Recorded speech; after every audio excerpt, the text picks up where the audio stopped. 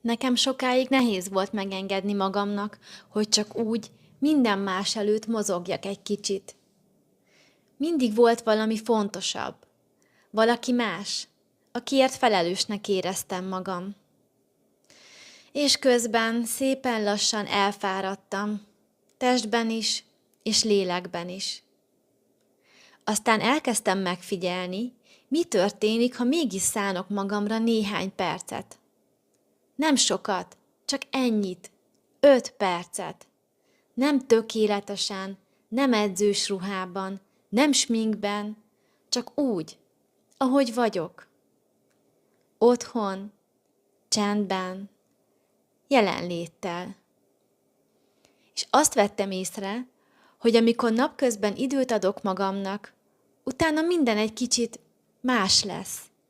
Nem érzem magam annyira kizsigerelve.